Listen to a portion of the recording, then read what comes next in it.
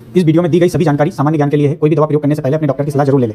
Hello friends, आप सभी का स्वागत है हमारी दवाई मेडिसिन चैनल में। आज हम बात करेंगे डायबिटीज़ शुगर के बारे में। शुगर क्या होती है, किन कारणों से होती है और यदि किसी को शुगर हो जाए तो क्या लक्षण दिखाई देंगे, जान लेते हैं। सबसे पहले शुगर का नॉर्मल रेंज।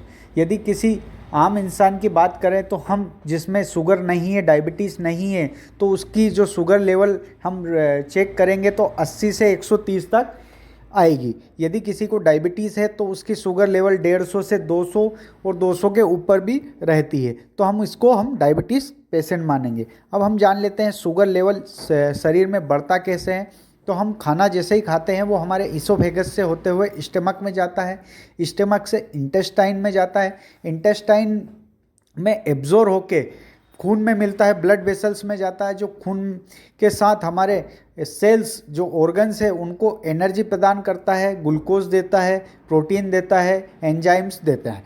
तो ये सभी काम कंटिन्यू एक नॉर्मल आदमी में होता है। लेकिन यदि किसी को डायबिटीज़ हो जाए तो उसमें जो शुगर का लेवल है वो एब्जॉर्ब तो होगा हमारे इंटेस्टाइन से, लेकिन जो ब्लड वेसल्स में शुगर जाएगी तो वो हमारे सेल तक नहीं पहुंच पाएगी, या फिर हमारे सेल तक जो पहुंचाता है वो है इंसुलिन।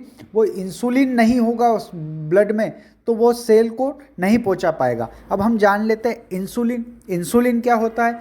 इंसुलिन हमारे पेंक्रियाज के बीटा सेल से निकलता है, जो कि इसका काम है कि जो ब्लड में ग्लूकोज है प्रेजेंट, या फिर जो खाने से हमें ग्लूकोज मिला है उसको हमारे सेलों को देना। जैसे आँख को पहुंचाता है, हेयर को पहुंचाता है, हमारे कान को पहुंचाता है, हमारे बहुत सारे सेल्स हैं, इनको ये ग्लूकोज एनर्जी के रूप में पहुंचाता है। तो हम जान लेते हैं इंसुलिन। इंसुलिन क्या है।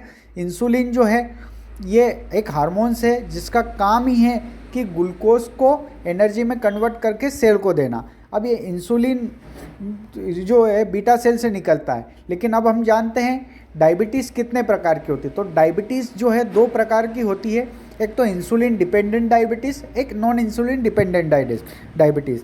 अब टाइप 1 मधुमेह, टाइप 1 डायबिटीज़ क्या होती है, जिसमें इंसुलिन का निकलना ही बंद हो जाता है हमारे पेंक्रियाज से, जिससे कि हमारे ब्लड में ग्लूकोज का लेवल बढ़ जाता है। क्योंकि हमारे ब्लड में इंसुलिन नहीं है तो ग्लूकोज लेवल बढ़ जाएगा। क्योंकि इंसुलिन यदि होता प्रेजेंट तो वो ग्लूकोज को एनर्जी में कन्वर्ट करके हमें सेल तक ट्रांसपोर्ट कर देता और हमें ऊर्जा मिल जाती है। लेकिन ब्लड में क्या है, इंसुलिन नहीं है, क्योंकि हमारे बीटा सेल से इंसुलिन नहीं निकल रहा है। अब बीटा सेल से इंसुलिन क्यों नहीं निकल रहा, क्योंकि हमारी खुद की बॉडी एंटीबॉडी या एंटीजन बॉडी जो है खुद के सेल बीटा सेल को किल करने लग जाते हैं, जिससे कि इंसुलिन निकलना बंद हो जाता है, जिससे कि टाइप 1 डायबिटीज़ हो जाती है। अब टाइप 2 डायबिटीज़ क्या होती है कि इंसुलिन तो निकल रहा बीटा सेल से, लेकिन कम मात्रा में निकल रहा, और साथ ही वो इतना खुद में उतनी ताकत नहीं है इंसुलिन में कि वो बहुत सारे चैनलों को तोड़ के हमारे ब्लड में जो ग्लूकोज है उसको एनर्जी में कन्वर्ट करके हमारी सेल तक पहुंचा दे।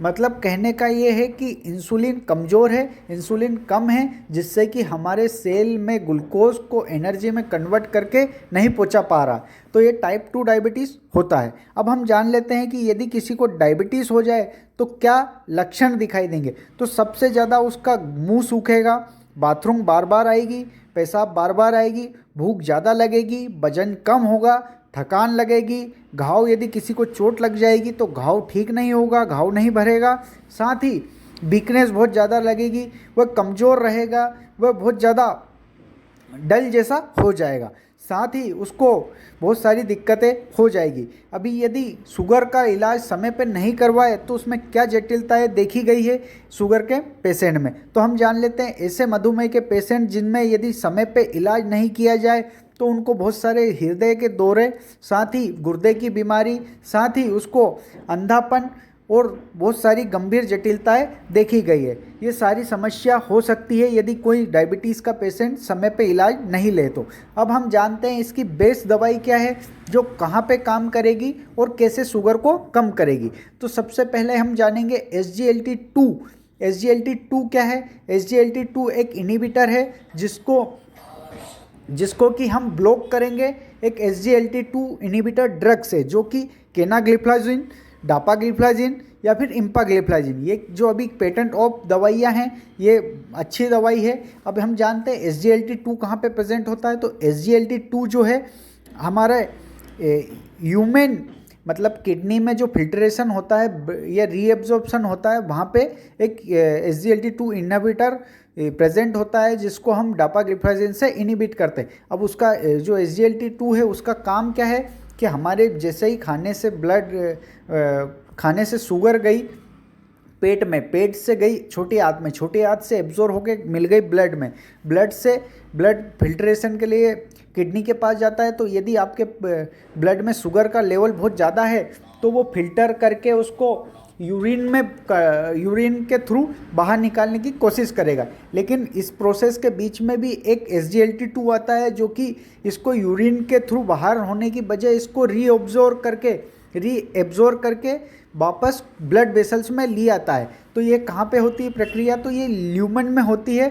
तो ह्यूमन जो है वो SGLT की मदद से जो ग्लूकोज बाहर जा रहा था यूरिन के रास्ते से, उसको रीएब्जॉर्ब करके वापस ब्लड में ले आता है। तो हमको जो SGLT2 है उसको इनहिबिट करना है, तो ये दवाई देंगे जिससे कि वो SGLT2 को इनहिबिट कर देंगे, जिससे कि वो रीएब्जॉर्प्शन रुक जाए, ताकि जो यूरिन के रास्ते से शुगर बाहर होना चाह रही थी वो वापस रीअब्जॉर्ब होकर हमारे ब्लड में नहीं आए, जिससे कि हमारा ब्लड शुगर लेवल बढ़े नहीं, जो है वो मेंटेन रहे और डायबिटीज़ कम हो जाए। तो हम इस दवाई को डोज जान लेते हैं। तो ये आप OD BD दोनों ले सकते हो। 10 mg OD लेना है, 5 mg BD ले सकते हो। इसकी 24 आवर लाइफ है, हाफ लाइफ 12 आवर है।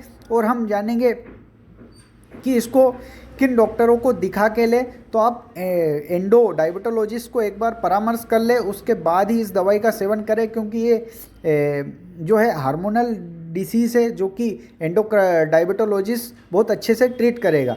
इस दवाई का यूज़ करने से पहले अपने डॉक्टर की सलाह ज़रूर ले ले।